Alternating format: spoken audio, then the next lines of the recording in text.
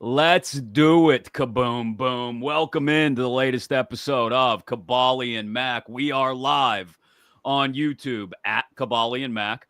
We are live on Twitter, on X. Sorry, I keep doing that. On X. And do you think we should get a dedicated X account for the Kaboly and Mack show, Mark? Yeah, so we could Okay. So it's not just going out on my Twitter, right? Yeah, we can rip on people and they won't even know if it's me or you. That's the best kind, right? That's true. Yeah. We can beg for sponsors, not realize we could say it's our business manager. That's a good idea. That's a real good idea. Then we're not responsible for anything. It's just man. I'm not paying attention. Vague thing that is Kaboly and Mack. We're on Instagram today too. I got us going live on Instagram as well. Look at you and this computer Facebook stuff. I know. They say you can't teach an old dog new tricks, but despite all these gray hairs, Mark, I'm learning. I'm learning a lot. I was thinking about color in my hair, but I don't think that would work. No, it's too late. It's too late. Once you get as much gray as we have, you can't go back. You have to be on it. You have to be on it early. Yeah.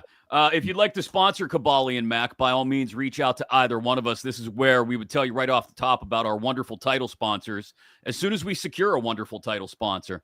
And that will happen very soon, hopefully before the beginning of February. We got a big week of shows next week, Kaboom, leading up to the Royal Rumble. It'll be the week after the conference championships. I think we've secured a legendary guest for Wednesday. The people will be very excited about the possibility of Justin LeBar coming on from Busted Open Radio. He is a legend. He's forgot more about wrestling than we'll ever know.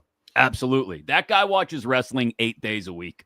He literally, I'll be honest, and wrestling fans can make fun of me if they want because I don't care. I barely have time to watch Raw every week. You know what I mean? I got too much going on. So I'll get to SmackDown when I get to it. Tiffy time. AEW and TNA and all that stuff. I just don't have time. Yeah. And I don't even have time for NXT, man. I'm sorry. You know what's good about Netflix on Raw and Netflix right now that I've noticed? If you don't watch it live, the next day they cut out all the commercials. So a now 2 hour and 40-minute show turns into like a 2 hour and 10-minute show. Really? I didn't see. I watched it late Monday night after the national championship game was over. And I did have all the commercials in it still. So I don't know. I rewatched it the next day for my job number 36. And and I'm like, hey, there's all the commercials are gone. I'm liking this. That's good. The lack of commercials is a good thing. So we got a lot to talk about today. Oh, by the way, it is Myron Cope. It would be Myron Cope's birthday. Well, it's still his birthday. He would have turned 93 today. Yoy and double yoy there, kabooms. I got a bunch. I got a couple of Myron Cope stories from my early days. Any you can actually tell? Well, I used to ride the team plane back for a decade. Yeah. And one of my first years, probably my first year, I guess, maybe second year, I had the assigned seat next to Myron Cope.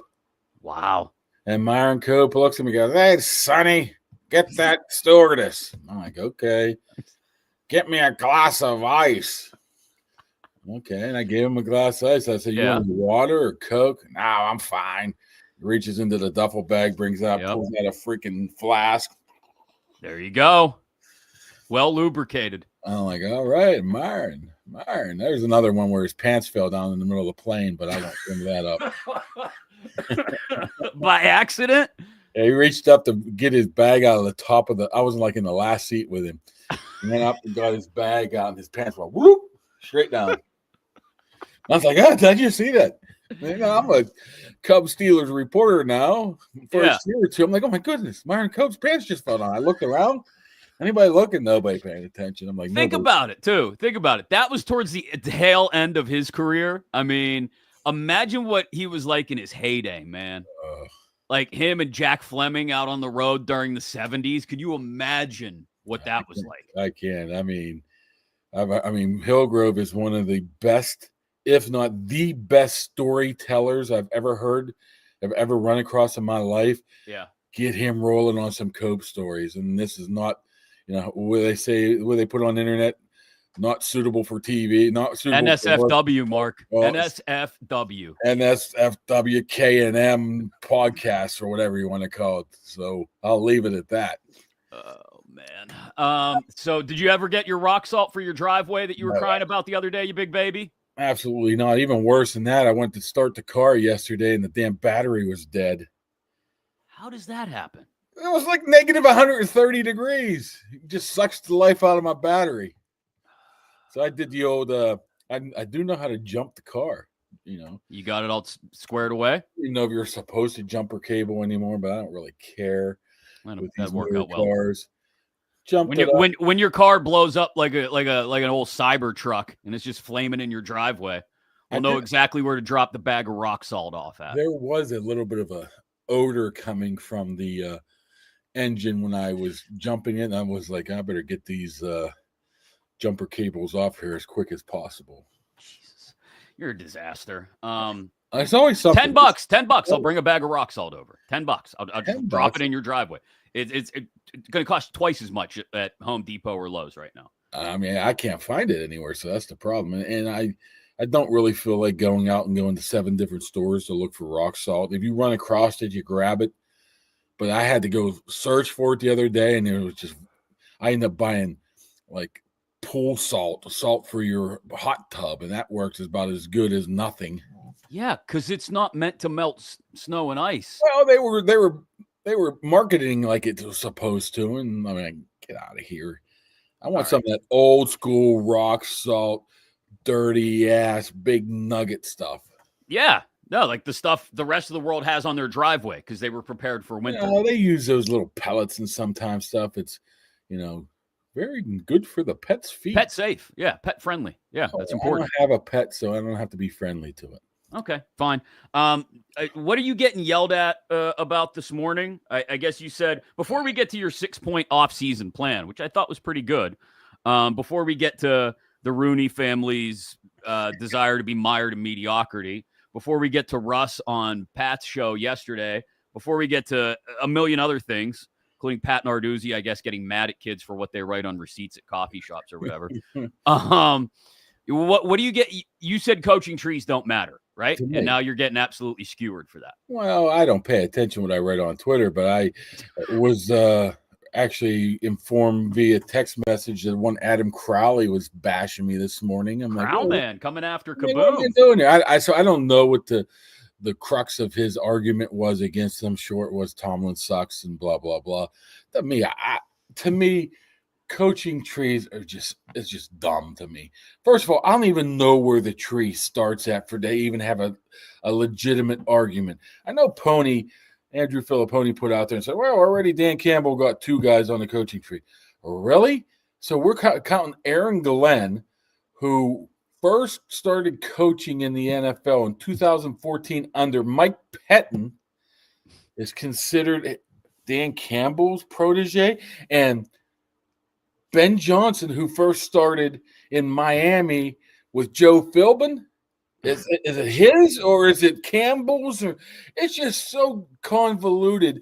I think it's just an argument because Tomlin doesn't have any that people just complain about it. To me, well, look, I think it's a good argument. It's just dumb. I think it's a good argument for people who have like an encyclopedic knowledge of where people have coached and who they've coached under to show how much they know. And that's great for people like Pony, who has, a photographic memory and can remember all the places all the coaches have been. I also think it is actually a good sign if your assistants are being desired by other teams. Like, it's not a bad sign. I think it's less good if people are never interested in hiring your assistants. I mean, it's not the end all be all, but I think it can be a sign of some sort, right? You have to be a younger guy on a team that wins, right? That's considered. Now, since what was that? When Dick LeBeau was here, was that a terrible hire? Why? Just because he didn't get sought at for somebody else as a head coaching job, or the Todd Haley's or the Bruce Arians? I mean, a lot of it has to do with. What about a guy like Lou Anamarello, whatever his name is? 2 years ago, he was considered one of the hot commodities. Now he's just a bum. because his defense sucked this year. Well, but 2 years ago he was like the guy to get, right? Yeah, Jesse Bates will do a lot of that. Yes. To me, you have a philosophy, and right, wrong, and different. Tomlin likes the more veteran, older gentlemen rather than the young guys, and those guys aren't going to be sought after for head coaching jobs regardless how you do it. You can say that that's the wrong way to go, but it doesn't mean it might not be the way other teams do about it. That's the way he goes about it. I think for an organization that seems to be mired in, like I used the word mediocrity before, that seems to be mired in the mud and can't really get past the breaking point over the last 8 to 10 to 15 years that everybody thinks they should be worthy of. I think bringing in new, fresh ideas and bringing in some of those young assistants that may end up being sought after down the line, you could do worse than that, certainly. And you could keep hiring the same old guys over and over, or not changing anything at all, and bringing back Terrell Austin and Artie Smith. And, before that, it was Canada. Before that, it was Fiechner. Like, you can be overcommitted to assistants, too. And I think that's why some people make it a story and make it a thread with Mike Tomlin, because he never seemingly has that red-hot young assistant who comes in and revolutionizes things. It's the same old all the time. But how about Grady Brown? Grady Brown was up for a D coordinator spot. Mm-hmm. Didn't get it this year. So where we stand on that? He's just not a good coach now because he didn't get a defensive coordinator spot. How about if he goes somewhere else? I mean, how about if he just stays as a very, very good, defensive back coach? All of a sudden, he's not hiring the right guys. This is a guy who's an up-and-coming young guy that people want. Say if he goes straight from secondary coach to somewhere else, even D coordinator, does that make him part of the tree? I mean, if Grady Brown moves on to become a D coordinator somewhere and has success as a D coordinator, then yeah, certainly. That's a guy that you go back and you look through his resume and you go, oh, I see. He really got going under Mike Tomlin. So Ben Johnson is a Joe Philbin tree. Was Ben Johnson effective when he was? He was a product of circumstances. They get rid of Philbin, so the entire staff goes, right. Look, I think people make more out of it than needs to be made out of it, but I don't think you can totally write it off. I think to do that is not, at least with an organization that seems to be stuck, like I said, in the same old routine. If they don't have occasionally a young assistant who everybody's pointing at saying, oh, that guy might be good for the next level, then I think that's not a great sign. It might not be as terrible as some people want to make it out to be, but it's not great either. Is Dom Capers a disciple of Bill Cowher? Who did he work for before Cowher? I don't even remember. He was in the league for 20 years, I think, before that. He was a secondary coach for a long time. He made the leap as a D coordinator under Cowher, right? They lost 5 games in a row to end this season, not because he doesn't have a coaching staff tree. Like I said, I think people make too much out of it. I would agree. That was not the biggest issue.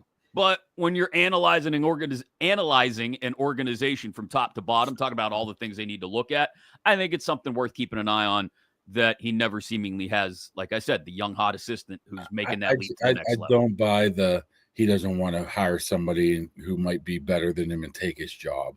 I mean, we can't agree that he has his fingers in the pie, so to speak, right? Like he is too much. Heavily involved, and that pivots us toward the Mark Kaboly 6-point plan that could turn the Steelers back into contenders that you wrote for the Pat McAfee show just this morning, late last night.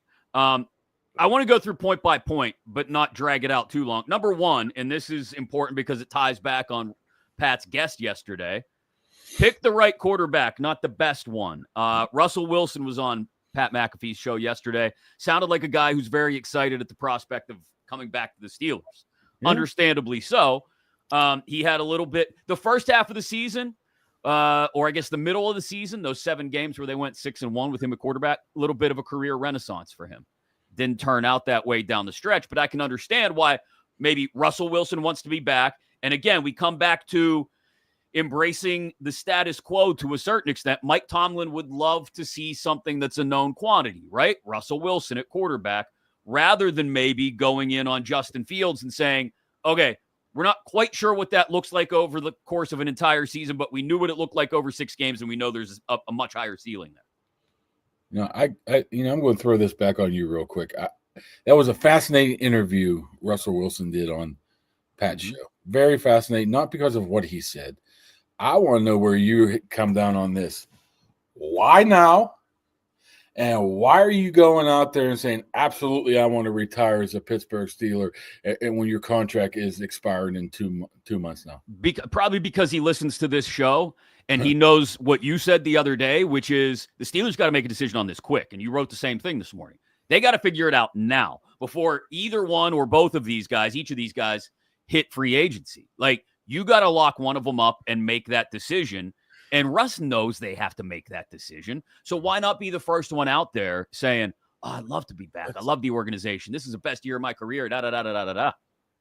He's a PR genius, or hires PR genius. To think he's going to go on that show and get the support of the Steelers nation by saying, I want to retire a Steeler. I mean, it's going to bad advice right there. Well, no. It's better than ignoring everything and letting it just sit and letting people stew in the performance of the final month of the season. He gets right back out there before the conference championship games even. Like, it's not even, the body's still warm. And Russ gets back out there and says, Pat, man, you guys know more than anybody how great Pittsburgh and their fans are. And he says that because he wants Steeler fans to go, yeah, he likes it here. And you know what? He's a good dude. Did you see any comments? Did you see the comments? I like you, Russ, but I don't want you anymore. That was the head. Okay. I mean, so right? here's the question then. Are the Steelers going to feel that way? Russ, that's great. You're a veteran. You're a leader. We get it. All that kind of stuff. But it wasn't good enough. It could be. I don't know what they're thinking right now. I would assume that they're thinking. I mean, he brought up, okay, there's talks. I mean, that means nothing to me.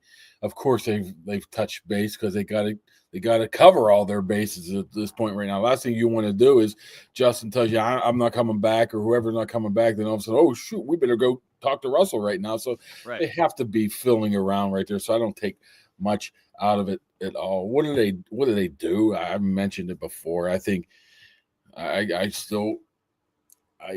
liken it to a lottery ticket. Justin Fields is your lottery ticket. It might only cost you $2 for a scratchy lottery ticket, but you know what? You can win $500 right there, man.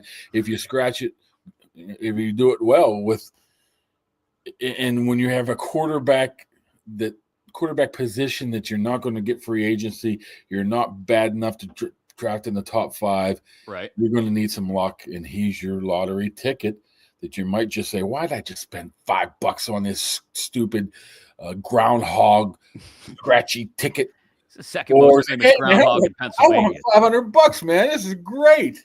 Yeah, and look, how many scratch offs do you buy a week? That was like a go-to analogy for you. Yeah, I don't. Sometimes I walk by the Giant Eagle and I just get the urge. Giant Eagles, and I get one, and I the most I ever won was like $100 one time. So that's big time for me. So I totally understand the lottery ticket analogy, and I 100% agree with you. Like, I think Fields is the move for next year because of all those reasons you just outlined. I also think that they are. If you sat Mike Tomlin down today and said, Mike, you got to pick your quarterback for next year right now between those two, who's it going to be? He goes with the known quantity. He goes the safe route. He goes with Russ. I don't know if I know that. Come on. I mean, there's a lot of other things you have to deal with right there. I mean, obviously, number one is money, right? Well, that's the one thing Russ hasn't helped himself with, right? Because he's sort of positioned himself now as, I'd love to be back in Pittsburgh. Okay, well, here, take less than market value.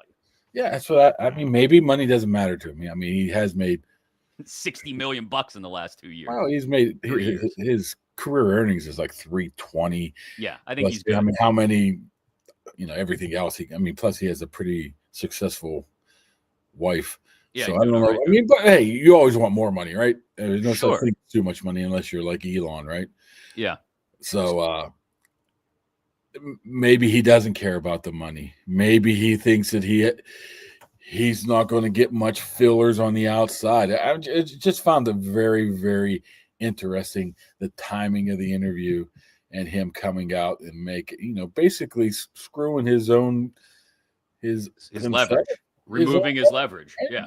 It was just that's what it came. I mean, what he said. I think he knows though too. I think he knows that he's better off in a place where, like, I think Russ is seeking the safety and the comfort. We will not seek comfort. He's seeking the safety and the comfort of what he knows in Pittsburgh now too after a year. And he knows how Michael will handle him. And he knows the guys in the offense. That's why he's talking them up, Pickens and Freiermuth and Austin. He knows what to expect here. So he'd much rather be here than have to go to yet another place at the tail end of his career, learn another new city, learn another new batch of coaches and players. So I'm not totally against Russ coming about whatsoever. I was going to say, you were Mr. Wilson the entire second half of the year. I'm a Mr. Wilson for last year. Now, if you think that you need two pieces to become a 12-win team and a playoff team, then yes, you bring Russell back. But does any of us truly believe you need one or two pieces and this team's going to be totally different? No. I mean, you're going to have to hit a home run in the offseason, a number of different areas to even consider that, in my opinion. Okay, so let's roll through the rest of the Kaboly 6-point plan, because quarterback is the biggest one at number 1. Number 2, add to the wide receiver room. Don't subtract from it, you say. I'm keeping Pickens, man. I'm waffling here a little bit. See, I don't have a problem keeping George Pickens if you bring somebody in who can work side by side with him and exert, I said this last week, a little veteran influence, maybe get him to calm down just a little bit, draw some coverage away from his side of the field, get him some more open routes. Like, you bring in and you keep mentioning T. Higgins. We all agree that's probably a little bit of a pipe dream, but you bring in like a Chris Godwin or to a lesser extent, like an Amari Cooper, right? Like, if DeAndre Hopkins wants another 1-year deal, like, you bring in one of those cats who not only draws some coverage away from Georgia's side of the field, but can also kind of act a little mentorish, then I got no problem at all doing that. And then maybe you draft a receiver as well. Now all of a sudden, you accelerate real quick if all of a sudden you look up in the spring and your wide receiver room is Pickens, Amari Cooper, Emeka Egbuka, Calvin Austin III, and Roman Wilson. Like, that's a nice receivers room. Yeah, I mean, absolutely. But I think you're a little bit misguided if you think that a veteran's going to come in and have any effect on George Pickens. The only way anybody has an effect on George Pickens is if they can pull double coverage away from him, right? And he gets more balls. He's not going to listen to anybody, in my opinion, regardless of who it is. I mean, you mentioned Amari Cooper. I would be very hesitant right now with him, considering how he was non-existent once he went to Buffalo. But a guy like Keenan Allen is way past his prime. Yeah. But man, I think he would look good in the Steelers uniform. If you add a guy like that, yes, you keep George around. The only way I think you get rid of George is if you go get T. Higgins, Devontae Adams. Other than that, I think you keep him. I tend to lean more towards like the happy medium there for me is a guy like Godwin, who, like, Godwin's 29 next month, I think, and would be there to work with Pickens, as in they're on the field at the same time. But then also, if Pickens decides to continue to be a malcontent, then you can cast George aside, and Godwin's still got a few good years left. You just like him because he went to Penn State. That helps too, but that's not the end-all be-all. But he's coming off an ankle injury, but I thought he could have came back. They were potentially in the playoffs, so that should be fine with him. He's come back from injuries as well. Yeah. It should drive down the price a little bit. Maybe he wants to come back to the good old state of PA. Maybe. I mean, I wouldn't kick him out. Market value on him at Spout Track is like 22.5 a year, though, so it's not cheap. What, Godwin? Yeah.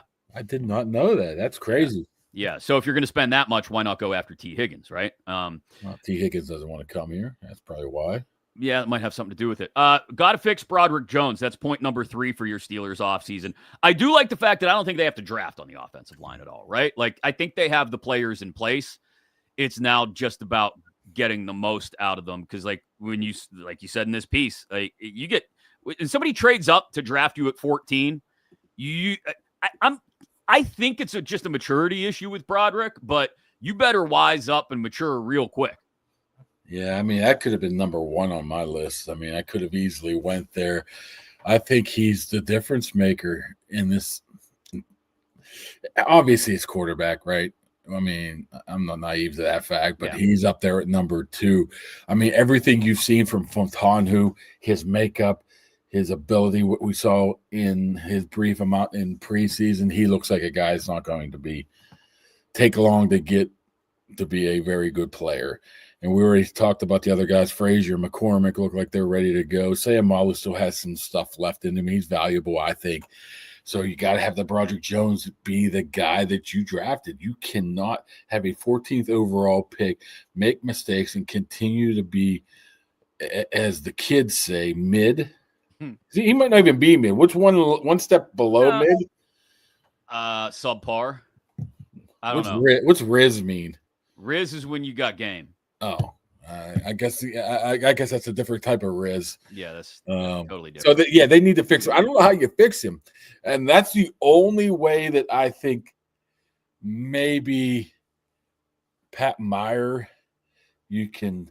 It's not his fault with Broderick Jones, but a different voice might help Broderick Jones in this aspect.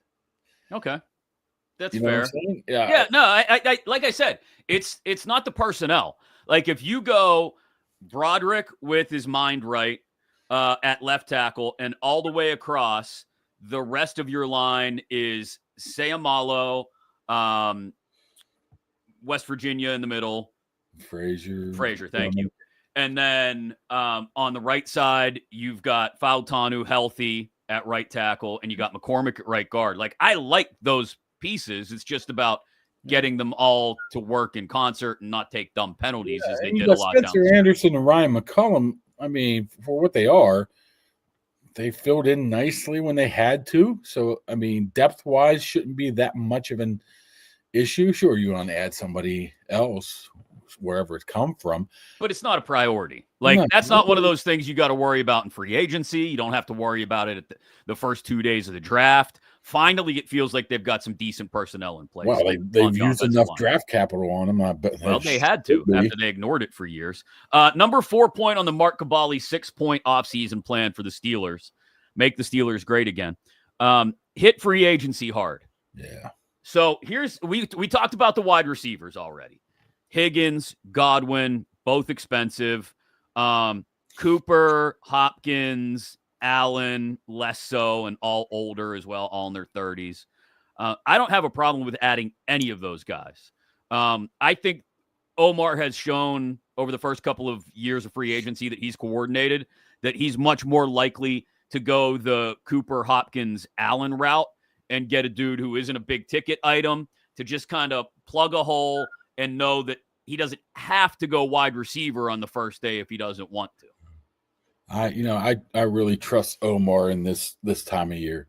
I think he's very good at maybe not identifying. Obviously, it's a group of effort of identifying the players you want, if it's from Waddle, Tomlin, scouting staff, or whatever, but being able to go out there and convince the guy to sign him for a decent amount of money to not kill your salary cap, at least initially in that first year. I think he does a fantastic job.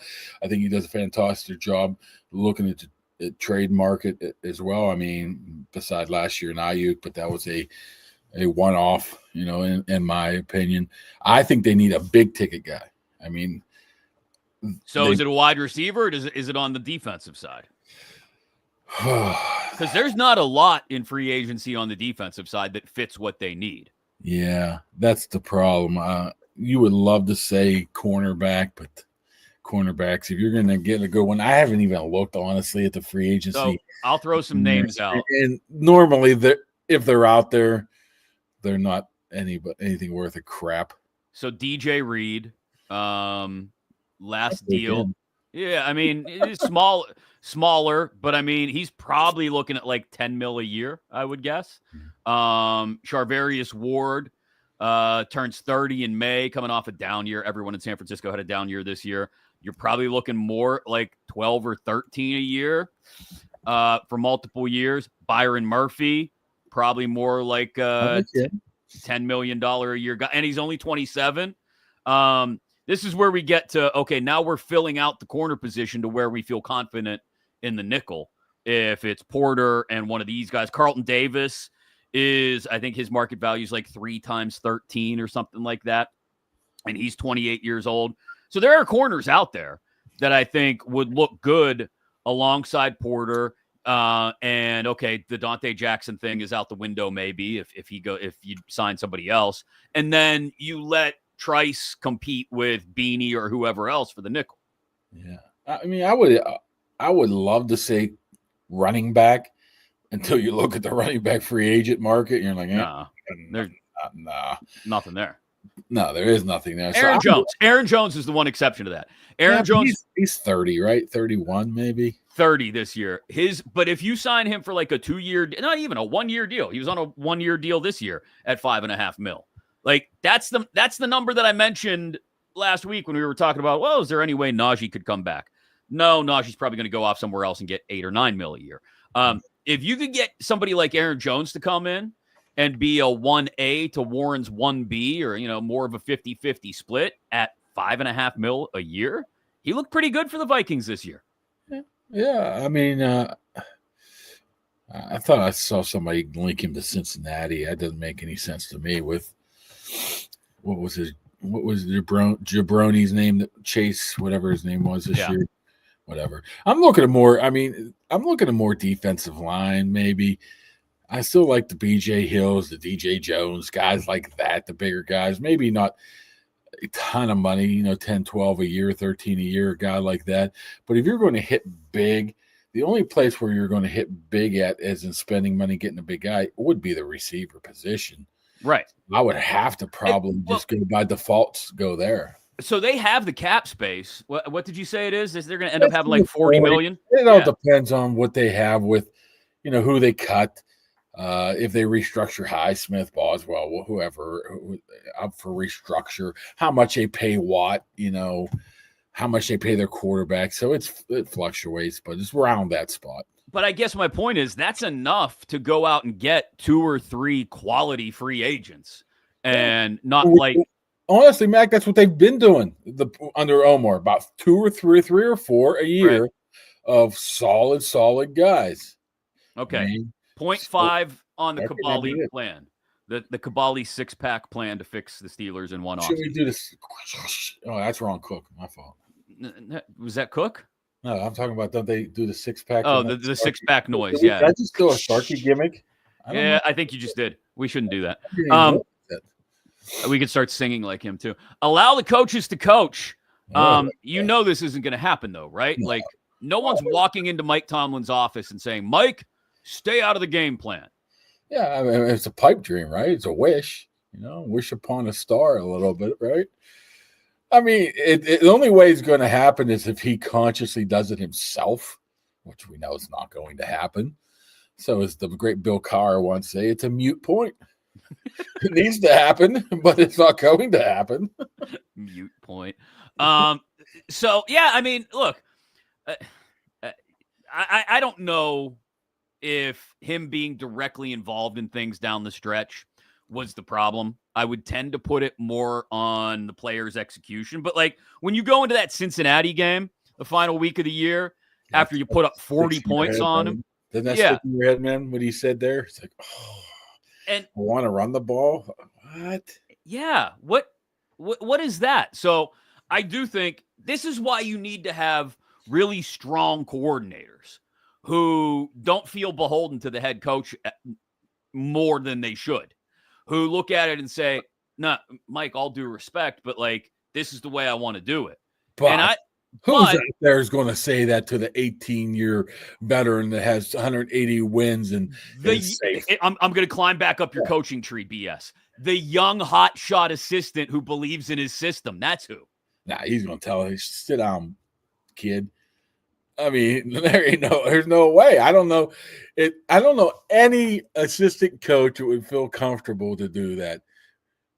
Well, honestly, I mean, in this situation with Tomlin, and honestly, who's going to say it? I mean, well, it's certainly not. It's certainly not going to be Terrell Austin, who probably feels lucky to have a job going into next season if he has one. It's certainly not going to be Artie Smith, who's interviewing for head coaching jobs everywhere, but not getting called back and just happy to have a gig to pay the rent on top of the FedEx money. Carl Dunbar to me comes across as a guy who would be like, yo, Mike, nah. But that's it. This is why people talk about the assistants under him, Mark. And this is where I will get on board with the question of, does he hire the right kind of people? No, I'm not going that far with the assistants. This is where I say maybe that's the problem with having a guy here for 18 years. Okay. There's nobody going to challenge him. But then the guy who's been here for 18 years needs to know well enough that when his stuff isn't working, he needs to switch it up. I think we still haven't reached that point of realization 8 years since the last playoff win. Somehow we still haven't gotten there. I'm saying you either have the owner tell you, which he's not going to, the head coach feel the need that this needs to switch up where it doesn't feel, which he's not going to do. Why would you give up power? Who in their right mind gives up power in any walk of life? Which brings us back to, point 6 you had was stay healthy. All the soft tissue injuries, the new training staff that maybe. That was my polite way of saying maybe you should move on from this. I mean, did they just beat the hell out of guys this year? Is that what happened? Dude, they are so advanced in the way they determine injuries, come back from injuries right now compared to what they were last year or 2 years ago. Did you think that this would not happen? And it just does. I mean, their head strength and conditioning. I mean, it's not only him. I mean, I'm not even going to say it's just him. The whole staff of trainers, not doctors, trainers, and strength and conditioning. No, they've added people. The main guy coached at Boston College and Ohio State. He was, fairly well known for his work in those communities. Right. The assistant guy came from the Jets, has been around for 8 or 9 years. But I mean, you cannot continuously have a dozen soft tissue injuries and can think that you're going to be able to be competitive week in and week out. They either have to fix that or find somebody else who goes about it a different way. I think that's probably low key very important because they're probably just lucky that it didn't happen to. Well, I didn't even say that because Russell got hurt, Fields got hurt. Yeah, important people got hurt. Yeah, blah blah blah blah blah blah blah. It's not like it was practice squad guys. Which is strange, is because, like I said, they're so advanced now where they were. It just didn't work, or it didn't work this year. Maybe they need to tweak something, but something has to change. I just got to notice that there was the feed kicked out for a second on X. So, oh no, tap back in. I did say Elon. Maybe that you did. You talked crap on Elon, and so I said no. I said everybody cares about money except maybe Elon. Okay. Anyway, we're back up. This would be the part where we would stop for just a second and tell you about another wonderful sponsor. If you want to be one, by all means, reach out to either one of us here on Kaboly and Mack. You mentioned ownership not walking into Tomlin's office and doing anything about this. The big story yesterday was Jim Rooney, one of the Rooney brothers, Dan Rooney's son, Art Rooney II's brother, going on the Ross Tucker podcast and saying the reality is we outperform the NFL mean at a greater rate than just about any team for the last 25 years. That's not wrong, but it's also not what people want to hear. Like, who else didn't want to hear that? Who? Art. Yeah, I don't understand. Well, no, but here's the thing. Like, Art thinks that same way. I'm pretty sure. He just wouldn't actually say that. right? He And knows. the first guy who talked publicly, organizationally, was the minority owner of the brother hawking his book. You think Art was happy about this? You think he said, "Go ahead there, Jim, knock yourself out, say what you want to say"? No, absolutely not. When Art found this out, I can guarantee he's probably like, "Oh goodness, what are you doing, Jim?" But this is indicative of the way of thinking, I think. Like, again, Art would never say this in public, but he's thinking the exact same thing. And it's this idea of, well, we've been so successful for so long that, we're going to continue to stay the course. I mean, at what point, eventually, you risk becoming the Cowboys. Now, granted, they've got a batshit owner who has a lot more to do with why they are the way they are than the Steelers don't have anything like that. But I mean, like, eventually you become irrelevant to the championship conversation if you're not in it more often than every 10 to 15 years. And that's what it's been now since they were last in a Super Bowl. I agree with you, but I'm just very hesitant of where the message come from, because I don't believe that Jim Rooney has much to do with the organization whatsoever. So I understand what he said, and he has that Rooney last name, but I find it hard for me right now to say this is Art's feelings as well, because it comes from a guy named Rooney. I don't know. I got to think if Art didn't think the same way, we would have seen changes. We would have. Over the last 5 years, if not this year, finally, the straw would have broken the camel's back and we would have seen some significant changes. Instead, it's the same old stay the course. It's the same old comfort. That. So I have to believe that it is indicative of the way they're thinking. I just think it's a leap of faith saying that Jim Rooney's speaking for the organization. For the entire organization? Yeah, sure, because I'm more than willing to believe, Mark, that there are lots of people down at 3400 South Water who are fed up and tired of losing in the playoffs every year. That there are a lot, but that doesn't mean they're the ones making the decisions. Yeah. The thing is what Jim says is, like you said, probably absolutely correct, but I just don't know if that's the guy who should be delivering the message. And like I said, I can pretty much assure that Art wasn't thrilled about that. Just knowing, covering his team for a while, that Jim Rooney is the first one talking to you. So I understand it's 2 weeks after the season. We have to talk about anything, talk about everything that possibly arises, and the Rooney name attached to it is huge. Well, when the president's brother goes on the air somewhere and makes an argument for why 10-7 is okay year after year. Do you have a brother, Mac? I have a half brother. But okay, how about if your half brother comes on and talks about how terrible your podcast is? He doesn't speak for you. What are you talking about? No, but I have. That's a really bad analogy because we didn't grow up together. We don't share ownership stake in anything. I'm just telling you. I mean, I'm not like I said. I'm not dismissing the message. I'm just dismissing the messenger. Okay, fair enough. Again, it is Kaboly and Mack. A couple other things I wanted to touch on, just random stuff. If you want to sponsor the podcast, by all means, you know how to get a hold of us. We're on YouTube. We're on Facebook. We're on X. Today, we're on Instagram. Real big things. What about Blue Flame? Is that called something? The Blue Flame, the restaurant down on 51. That's a new place. What's it called now? Hold on. Turnaround Saloon or something. I don't know. Yeah. No. That's up. That's up on top of the 51 large hill, right? Oh, what did they change the name to? Still City something or another.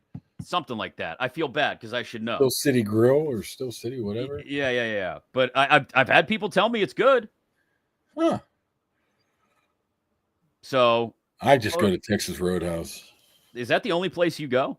My kid's obsessed with it, so I mean, it's good. I got no problem with Texas Roadhouse. I like the pork chops. 50 Steel Grill 51. There we go. Still something or another. Still Grill 51. Okay, so that's the new Blue Flame. No, what are you talking about? Blue Sky. I don't think we're live on Blue Sky. I have a Blue Sky account because what was the most recent one that was supposed to take over X Twitter? That was Blue Sky, wasn't it? That Blue Sky? What was the one before? Threads. Threads is just the same as Instagram, isn't it? Now that Blue Sky was just a 100% ripoff of Twitter or X. It looked the same. I'm like, it's the same thing. Yeah, there's way too many different social media platforms. Space. Found out on social media, that's what we call a segue, that some kid got the $1 million Paul Skeens rookie card. Did you hear about this? Yes. An 11-year-old from California, the Topps one of one rookie debut patch autograph card. And he now gets the offer from the Pirates, if he wants it, that they made back in May. He would get 2 Pirate season tickets behind home plate for the next 30 years. Meet and greet with Skeens, 2 Skeens autographed jerseys, a softball game for 30 people at PNC Park, a private tour of Pirate City and Lecom Park, McKechnie Field, and would get to watch a game from Livy Dunn's box as well with Livy. What are you keeping the card, or are you taking the deal? Deal or no deal, Howie? Oh man, I'm taking the card and I'm selling that sucker. I'm going to Golden Auctions right now and say, hey, my brother, sell it. Maybe it's never going to be any higher than it is right now, right? That's true. Could you get enough in return that you could just buy all that stuff if you wanted to? What do I want 30 years worth of Pirate tickets for? I knew this was going to go this way with you. And not only that is, first of all, they're giving away tickets by June or May. And second of all, a softball. Who come up with this? A softball game. Woo! Yay! I mean, doesn't high school teams play there? Go spend a couple $100 and have your own softball game there at times. What's the other thing here? Private City. Woo! Yay! I get to meet I can't even think of the guy's name who they just traded for, the first baseman. Yeah. What's his name? Good job by you.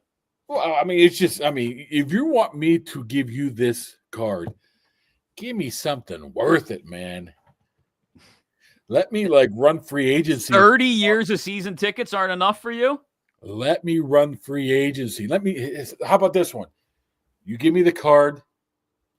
You tell me any free agent and I'll sign him. Boom. Okay. So you get to be GM for a day? GM for a day. And you turn in the Skeens rookie card for that? If we try to be the Yankees in here, we're going to lose to the Yankees out there. All right, money. Sounds like fortune cookie. Oh, man. Wisdom to me there, Billy. That was on after Shawshank, by the way. Moneyball. It was on after Shawshank. Did you stay up and watch it? The little bit of beginning. Jonah Hill is just a terrible actor in that movie. What say you, Miss Fuzzy Britches? I want to yell. What? That's such terrible acting. Three other things I want to touch on before we wrap things up here on Kaboly and Mack.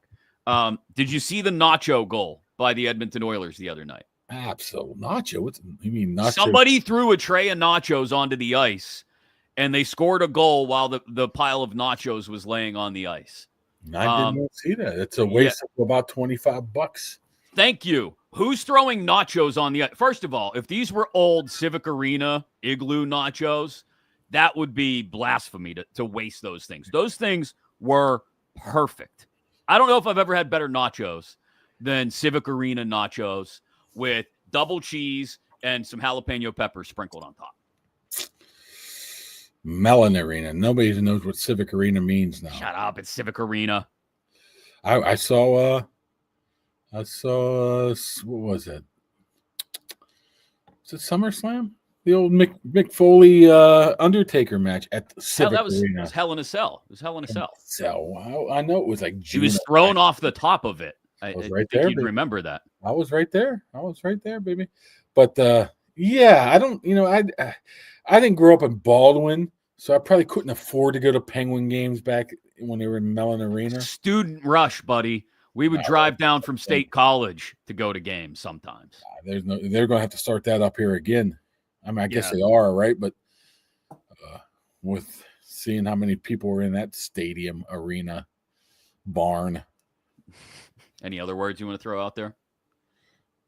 I sometimes I refer to I like barn. Yeah, I refer to like other venues as barns.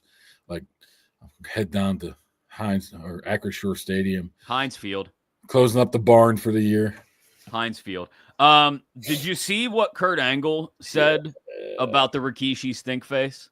Oh man, I texted it to you. Apparently, he's only got the for those that don't remember, late 90s, early 2000s wrestling. Rikishi, the Usos, he's the Usos' dad, right? Yeah, it's your dad. Rikishi had a monumental ass. It was enormous. And he would throw his opponent into the corner, and while they were laying there, he would rub their face right there between both cheeks, give them what they called the old thong on, too. Thong on. So Kurt Angle said the other day on the Chris Van Fleet podcast, which is spectacular. The guy does a hell of a job. That guy does a great job. That Rikishi once used the bathroom and did not wipe and then gave him the stink face. Do we believe this? I believe it, but you got to really define what type of poop it was. Was it one of those ones where, the once a year's no wipe necessary type things? You're like, wow, this is great. I only need to wipe here. I'll do a courtesy one. Yeah. And you don't even need it. Then there's ones, like I was talking a couple months ago on Pat's show where you need the 30, 40 wipes. Right. What are we talking about here? Are we talking about the re-wipe, the swamp rear end? It's going to depend. He had to be a little sweaty, first of all, because he's out there running around in the ring. There's some moisture added to whatever was back there. Yeah, a little famunda. It's disgusting. God. We did that, speaking of that, we used to do that at Bell Vernon. Yeah, football. What? Shove people's faces in your ass? No. It was called the atomic sit-up. You know what the atomic sit-up is? The atomic sit-up? Is that where you do sit-ups while someone's holding the towel over your face, and you're trying to push it up as hard as you can. Meanwhile, the guy turns around, and a random guy turns around, sticks his butt real close to the towel. Then they let go of the towel. Yeah. So in Bell Vernon one time, not me, I was just a young. No, you would never do that. Some guy took a dose and decided not to wipe, and what's wrong with people? It's ribbon, man. I don't know. I would like to see Rikishi's response. I didn't even look. Rikishi probably did respond to that. I haven't seen a response yet. I saw he did one to who? Lita. That was apparently way back in the day, some sort of punishment towards her. That I saw a clip on as well. So either way, he could have been clean as a whistle, smell like Irish Spring, and I don't want that. Doesn't matter. I don't want the guy's ass wrapped around my face. No, I'm with you. Just the fact that he would do it with not cleaning him, go anywhere, even walking out to the ring without cleaning. The worst part about that, Mac, is Kurt's like, I wasn't mad. What? Why not? Yes, I'm going out there and getting him in the old ankle lock or something in the back room. Yeah, that's in the locker room if that happens. I couldn't believe that when I saw it. Disgusting. One last thing I think we need to bring up, because I talked about things that we shared with each other over the last few days, because it's been a few days since the last Kaboly and Mack podcast. You shared this with me earlier this morning. This guy named Christian Wolf on Twitter. This is unsubstantiated. We don't have confirmation of this other than from this guy's Twitter account, X account. Sorry, Elon. He said, I can't believe what just happened, bro. I just got yelled at over the phone by Pat Narduzzi. Yes, Pitt head coach Pat Narduzzi, because my coworker is an idiot and wrote #WeAre on his receipt. Okay. I thought you'd enjoy that being a Penn Stater. I do think it's funny. I also think it's totally on brand of Pat Narduzzi to get illogically and irrationally pissed off about it. I'm trying to. I haven't followed up on his responses, but old dudes pick up the phone and call up the restaurant and say, "Hey, let me talk to so and so." I haven't just seen it berate yet. him? I don't know. Unsubstantiated. This is hearsay, I guess. Right. It's these are all just allegations, right? We always the presumption of innocence here on Kaboly and Mack. There was one. I shouldn't even say this. I'm not going there. No. Come on, nobody's listening anyway. Don't worry about it. Well, I will say one time that during a OTA Steelers practice, somebody in the pit, higher ups, came and told a reporter there covering the Steelers to remove his West Virginia hat because he was having some guys come over for high school visits. Wait, so there was a reporter on the sideline at a Steelers practice or at a pit Yeah, practice? it was no Steelers practice, but they were bringing some kids through. And this reporter had a West Virginia hat on, and he was told to take it off. It was told to take it off because Pitt was bringing people through the facility. Yes. I don't know. I don't know what level it got to of who said this. Like, why does, and I don't know if it was Pat who issued that decree or years ago. Okay. Well, whoever issued that decree, why is there this desire to act like Pitt exists in a vacuum? Like, part of the fun of, if you're a Pitt football fan, I would think, is the rivalry with West Virginia, right? Or the rivalry that some of them still think they have with Penn State, or some Penn State fans feel like they have with Pitt. Like, rivalries are why college sports are so great, especially football. Why would you get mad about a reporter wearing a West Virginia hat? I don't know. Why you get mad if somebody puts "we are" on a receipt? Yeah. Well, aren't there bigger things to be worried about? Like, shouldn't you be more worried about working the portal, or I don't know, a million different things? Hey, you're the Penn State guy, man. I went to a D2 school. That I haven't watched play in 25 years. So I will give the guy credit. Great move. If you did it on purpose, and I have to think you did. Great move. If you wanted a reaction, you got it. Congratulations. Good job by you. You know, we learned here recently some stuff that's hit the internet. Never put anything in writing, man. Don't ever do. I mean, or don't even in the social media world. If you do something like that, there's a good chance that it might get out there. Maybe he doesn't care. Yeah. And if he doesn't, then he's fine. He just got to rise out of dues. Good for him. Highly recommend the Jerry Springer doc on Netflix, just for background watching, not for like sitting down and dedicating yourself to, but just have it on in the background. Nice little flashback to the late 90s and how ridiculous it was. Yeah, I've been trying to watch it, but I end up, it's not one you got to pay close attention to. This is what I tend to do when TV's on now, Mac. The TV's on and I'm like this. Yeah. Real. What am I doing? That's what we call a second screen experience, Kaboom. Yeah, my second screen is becoming my first screen. Come on, man. Follow Mark on X. Pat McAfee Show Steelers correspondent, also writing for WWE.com, where there's a lot to get to in the next week. Saturday night main event. Big card. Lead up to the Royal Rumble. A lot going on. We'll have plenty to talk about next week. We'll break it all down and get you ready for the Rumble. And also, we'll have the Super Bowl set at this time next week as well, Kaboom. So that's going to do it for a Thursday edition of Kaboly and Mack. We'll do it a few times again next week if we can find the time. Follow, like I said, both of us on social media, and subscribe to the show on YouTube so you make sure you get it whenever it's ready for you, including when we go live. Acknowledge me, Mac. Acknowledge me. All right, there we go. Have a good one, everybody. This has been Kaboly and Mack.